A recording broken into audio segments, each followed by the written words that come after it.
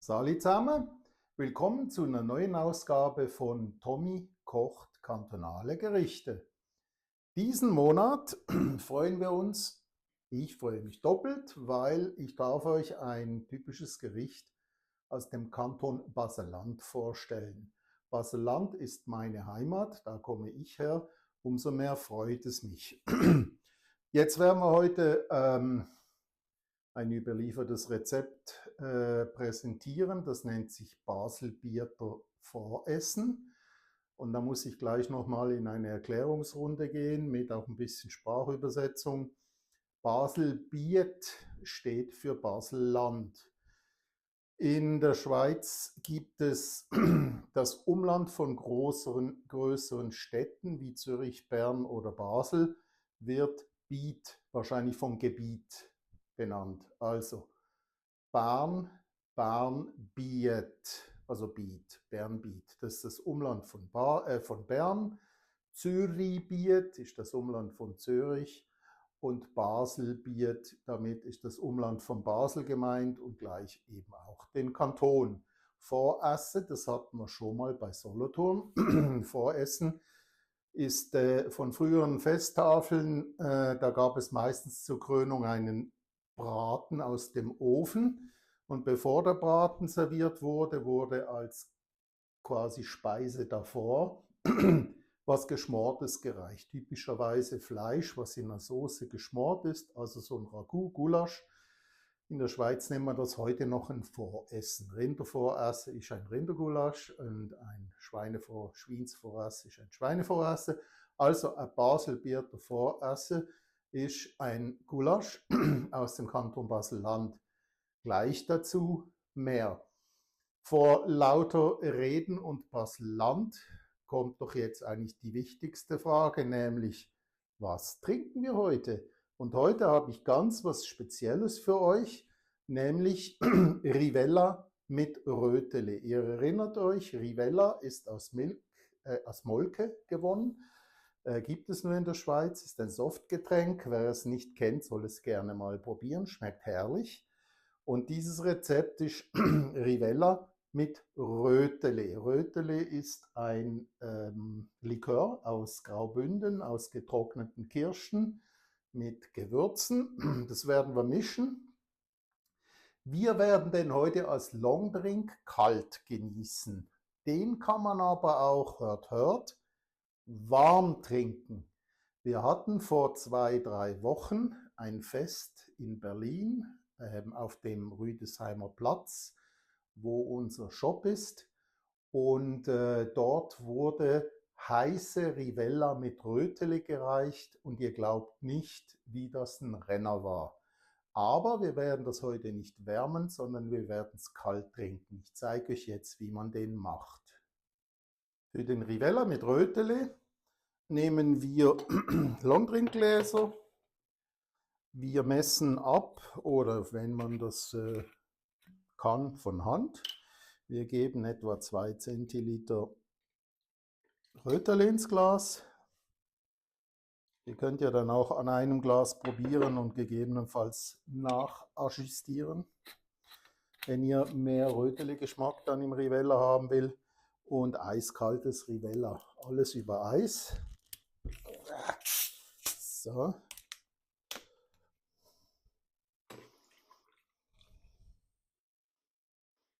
Das sieht ja fast aus wie ein Negroni von der Färbung her. So.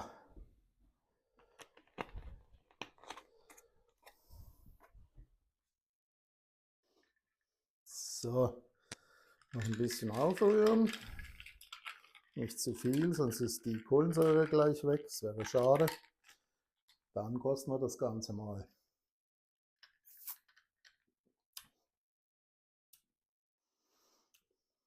Ja, ist Rivella. Das hat ja ganz einen eigenen Geschmack. Entschuldigung, das kann man schwer beschreiben. Wer das kennt, okay, jetzt denkt euch einfach, da ist jetzt ein bisschen Bittermandelgeschmack und dann Süße und Gewürze, undefinierbar, aber Gewürze mit drin. Passt hervorragend zusammen. Ich kann mir wirklich vorstellen, dass das auch warm schmeckt, auch wenn das abstrus klingt für Schweizer, die Rivella trinken. Aber kalt ist das hervorragend. Wenn jetzt jemand denkt, ja, ist jetzt ein bisschen verwerflich, aber wenn jetzt jemand denkt, jo, ist ja nicht viel Alkohol, das bisschen da, ja, man könnte das noch ein bisschen aufpeppen mit Wodka, weil der wäre ja geschmacksneutral, würde dem Ganzen aber noch etwas Stärke geben. Aber für heute belassen wir es mal. Ich trinke dann lieber 2 von denen als einen mit Wodka. So, und jetzt schauen wir mal, was meine Frau dazu sagt. Die kriegt selbstverständlich wie immer auch ein Glas. Ich bin gleich wieder da. So, nun zu den Zutaten. Was brauchen wir für das Baselbier davor Asse? Als erstes werden wir natürlich mal ein Gulasch kochen. Das ist ein Schweinegulasch. Die Leute aus Basel-Land waren nicht so reich und haben dann eher Schweinefleisch gegessen. Also es gibt Schweinegulasch hier.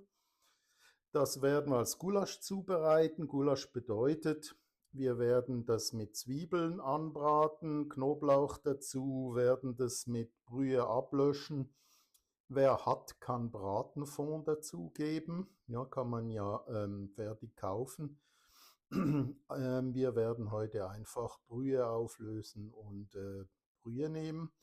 Ein bisschen zum Binden und Geschmack und Farbe geben, etwas Tomatenpüree dazu. Und wenn das Gulasch fertig gekocht ist, werden wir das in eine Auflaufform geben, wo Äpfel, bitte ein bisschen säuerliche, geschmackvolle nehmen, damit der Geschmack noch dann erhalten bleibt im ganzen Gericht. Das heißt, wir werden eine Form mit Apfelspalten auslegen, werden das gekochte Gulasch drauf geben und werden dann ein bisschen angedämpfte Kartoffelscheiben zugeben. Optional kann man noch unter die Kartoffeln Perlzwiebeln, die eingelegt sind, geben. Das ist optional. Ich habe hier italienische genommen, die in etwas Rotweinessig eingelegt sind. Ist aber optional, wenn ihr das nicht kriegt, tut es dem keinen Abbruch. Früher wurden Perlzwiebeln gekocht und eingelegt und dazu gegeben. Das Ganze wird dann gebacken im Ofen und darüber geben wir etwas geriebenen Käse, in diesem Fall Gruyère, weil der etwas Geschmack in das Ganze bringt. So, das sind die Zutaten und dann legen wir auch schon los. Wir fangen an mit den Zwiebeln fürs Gulasch. Ich lege etwas beiseite, weil ich noch einen Salat mache später für mich. So, Zwiebel klein schneiden. Halbmonde geht, wie man es gerne hat. So, dann geben wir Bratfett in eine Pfanne. Ich nehme hier etwas Bratbutter, mache die heiß und gebe das Fleisch langsam schön verteilt in die Pfanne. Warum mache ich das? Damit die Pfanne nicht zu schnell abkühlt und das Fleisch somit anbrät und nicht Saft zieht. Das lohnt sich.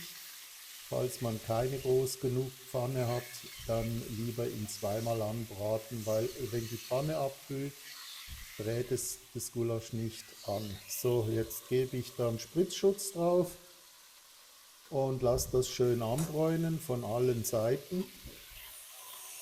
Wichtig, dass es anbräunt, damit das Röstaromen gibt. Es muss nicht durchbraten hier, diesen Schritt, sondern es muss Brataroma kriegen. So, jetzt gebe ich auch schon Gewürze dazu. Ich nehme da Paprika. Dann habe ich ein Gulaschgewürz oder eine Fleischgewürzmischung und einen kleinen Hauch Curry. Wirklich nur ein kleines bisschen, darf man danach nicht rausriechen, schmecken, weil es geht nur darum, etwas Geschmack noch dazu. So, wenn das Ganze angebraten ist, schiebe ich das Fleisch beiseite und brate in der Mitte jetzt die Zwiebeln an. Knoblauch erst später dazu. Zwiebel anbraten, wenn sie glasig werden, dann kann man sie langsam mit dem Fleisch anfangen zu mischen. Solange sie noch nicht glasig sind, einfach noch in der Mitte für sich alleine braten und immer wieder mal etwas mischen. So, jetzt, wenn es fast fertig gebraten ist, gebe ich den Knoblauch dazu, damit er nicht vorher braun wird. Und etwas Tomatenmark, das wird auch für 2 bis 3 Minuten, wird jetzt verrührt, 2 bis 3 Minuten angebraten oder dass es Farbe gewinnt. Jetzt wird das Ganze mit Brühe oder mit Fleischfond, falls man den kriegt, abgelöscht. So, damit das Fleisch jetzt weich wird, Deckel drauf zuerst, später nehmen wir den Deckel drauf, dass das etwas einkocht. Nun werden die Kartoffeln, es sind Bio, ich schäle die nicht, kann man aber schälen, wenn man das nicht mag, in die Kartoffel in kleine, feine Scheiben schneiden, so etwa 3 mm Scheibenstücke. Ja.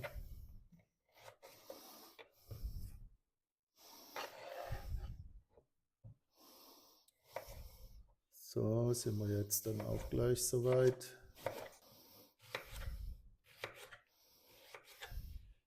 Wunderbar.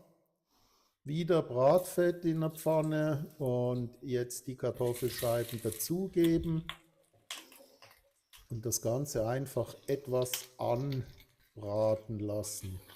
Gucken, dass die Kartoffeln die Stärke nicht ansitzt. Und wenn das Ganze einfach ein bisschen Fett dran hat und angedünstet, angebraten ist, mit etwas Brühe ablöschen. Es muss ja nur Dampf erzeugen, es muss nicht schwimmen. So, jetzt wird der Apfel vorbereitet. Auch das sind Bio-Äpfel, 2 verschiedene, leicht säuerliche Typen. Und kleine, feine Spalten schneiden. So, liebe Freunde, jetzt kommt wieder der Moment, wo wir schauen, was es noch an lustigen Schweizer Worten gibt, die man gerne erklärt. Wenn ein Schweizer sagt zum Beispiel, oh, da hätte müssen knorzen, bis es drinnen gehabt hat, dann bedeutet das Knorzen, ja, wie übersetzt man das am besten? Das heißt, der musste richtig drücken, ächzen, krächzen, sich verwinden. Knorze heißt einfach knarrig irgendetwas tun. Jetzt finde ich kein deutsches Wort dazu. Interessant. Vielleicht schreibt ihr in den Kommentaren, wie ihr das übersetzen würdet, aber ich glaube, ihr wisst, was ich meine. Man muss ja, sich richtig anstrengen und mit Ach und Krach und Würgen kriegt man es dann hin. Das ist Knorze. Und man sagt dann auch das als Substantiv, also, oh, ist das ein Knorz, Geknorze? Ja, das ist etwas, was einfach nur mit Ach und Krach und Ächzen und Stöhnen gemacht werden kann. So, ich bin gespannt, ob ihr eine bessere Übersetzung oder ein Synonym im deutschen Sprachgebrauch findet. Schreibt es bitte in die Kommentare, das würde ich auch gern wissen. Jetzt machen wir weiter. Wir sind so bald dann soweit mit der Kochangelegenheit fertig. Wir setzen jetzt noch den Auflauf quasi zusammen, geben das in den Ofen und dann wird das im Ofen fertig gegart. Riechen tut es wie immer, muss ich sagen, ziemlich gut. Also, und weiter geht's. So, die Kartoffeln sind noch am dünsten. Man macht immer wieder eine Probe mit dem Messer.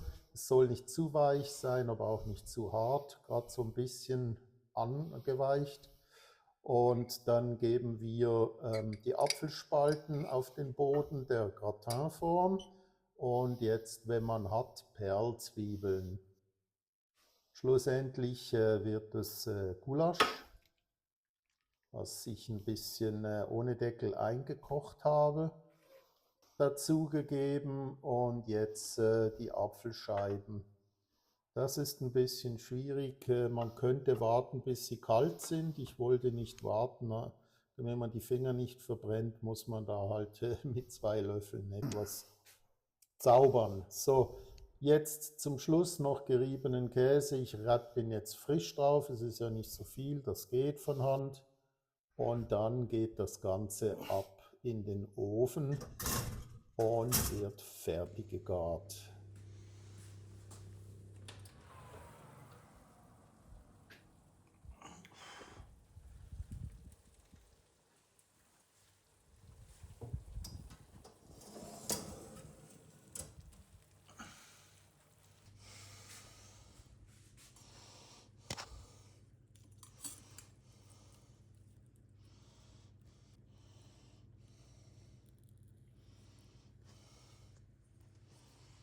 Freunde, jetzt geht's ans Verkosten. Das Werk steht hier auf dem Tisch. Sieht gut aus, ist eine gut bürgerliche Küche, riecht lecker, sieht ansprechend aus. Das werde ich euch jetzt gleich mal schnell in einer Nahaufnahme zeigen.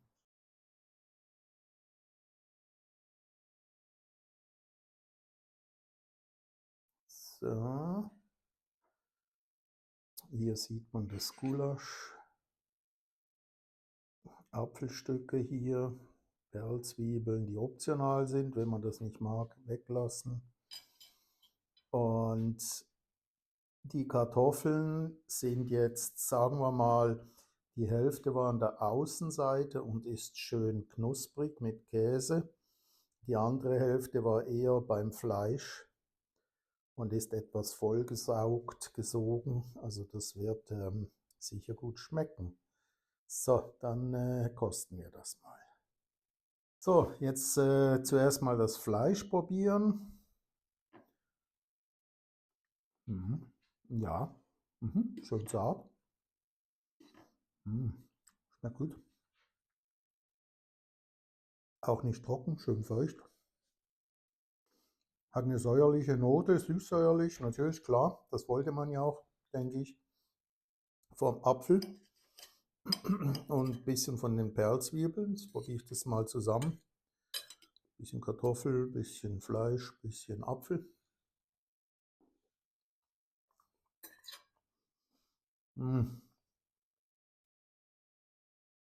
Fruchtig, aber nicht süß. Schmeckt richtig, richtig gut. Das Fleisch kommt schön durch im Geschmack. Herrlich. So, jetzt kosten wir mal Kartoffeln, die sogenannten eingeweichten.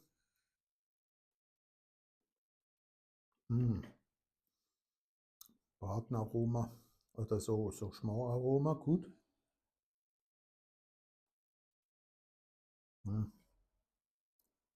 Wunderschön. Perlzwiebel noch mit Fleisch, muss man auch noch kosten. Zwiebel ist auch dabei, Gulasch. Mm. Mm.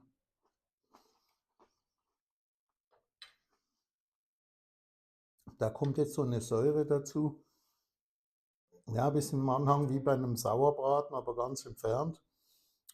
Es ist ein wunderschönes Spiel zwischen Frucht und Säure, Fleischaromen, Fruchtiges vom Apfel und die Außenschichten haben ja Käse überbacken, da gibt es dann noch ein bisschen Käsearoma.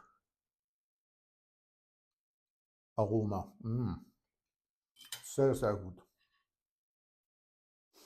So, jetzt Getränk aus Basel-Land. Ja, Basel-Land hat einige Weine zu bieten. Haben wir jetzt gerade nicht im Shop. Ich habe mir aber Folgendes ausgedacht. Mein Vater, der hatte gern was getrunken. Das hat er Verheirateter genannt. Und was er damit meinte, war ein Apfelwein. Da hat er also Apfelwein genommen und hat den Apfelwein etwa 1:1 verdünnt mit Apfelsaft. So, kommt der Alkoholgehalt ein bisschen runter und man kann das trotzdem trinken ohne Probleme. Und Schmeckt herrlich, ist spritzig, nicht zu süß. Schmeckt richtig, richtig lecker. Verheirateter. Fragt mich nicht, ob das wirklich eine Spezialität des Basel-Land ist. Mein Vater hat es auf jeden Fall getrunken, ziemlich regelmäßig, und für mich gehört das zur Heimat. Ah, sehr zum Wohl. So, das war es auch schon für heute. Ich freue mich, werde den Rest jetzt gleich noch runterzwängen. Nein, ist nicht nötig. Ich hoffe, es hat euch soweit gefallen, und ich würde mich freuen, wenn ihr ein Like gebt. Wenn ihr es noch nicht gemacht habt, vielleicht überlegt ihr, ob ihr nicht abonniert, und beim Abonnieren natürlich auch noch die Erinnerungsglockenfunktion einschalten. Wäre super, wenn ihr das tut. Vielen, vielen Dank.